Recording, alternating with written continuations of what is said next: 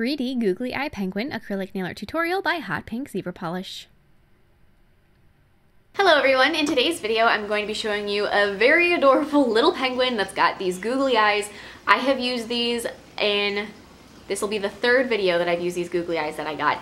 The first one was a flamingo, or a pink chicken to me, and then I did a little spider for Halloween, and I thought I definitely need to continue this googly eye trend and do something for Christmas. So, and actually this isn't necessarily Christmas, it's just holiday. It's a holiday googly eye penguin. So he's got these big googly eyes on his head that just are like right in your face. I think it's hilarious. I love this little guy. He is someone that I just kind of want to bring home and cuddle. I don't know, this huge eye penguin. I love penguins. I have a couple penguin shirts that I wear year round because they're penguins.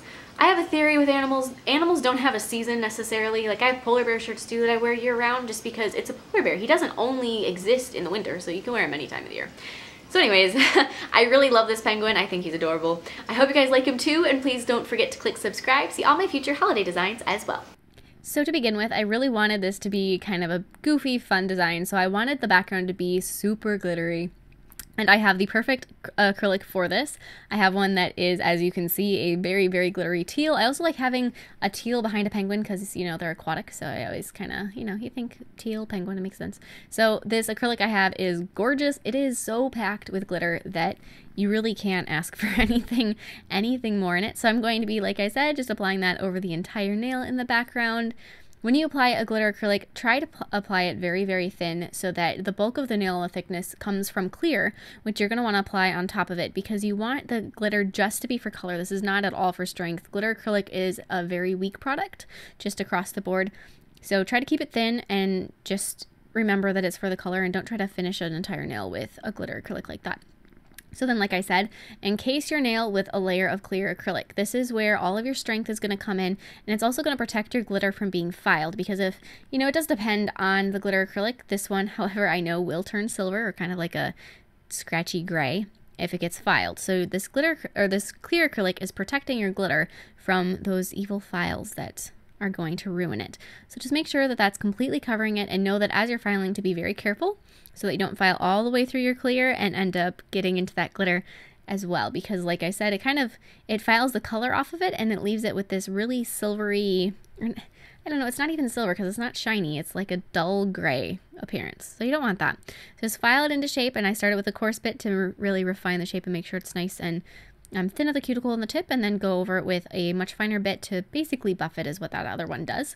And then I'm going to be applying a layer of gel sealer over the background and curing it. As you can see, that glitter looks stunning after it has that really shiny gel sealer on it. And now I'm going to be sculpting my penguin. This guy is super, super quick to sculpt. It's like the fastest nail I've ever sculpted in my life, I feel like.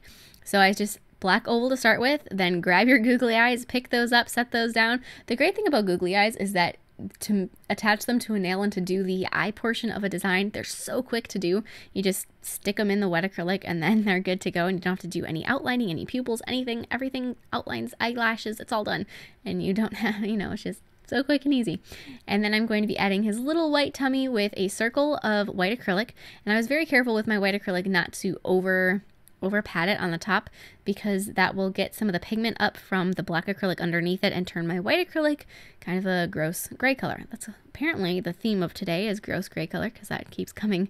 You know, there's so many circumstances where apparently in this design you can turn your whole system to be muddy gray. So then after I've got my little tummy patch on, I'm going to be adding two little wings off to the side. Like I said, this guy's very cartoony and fun and just goofy.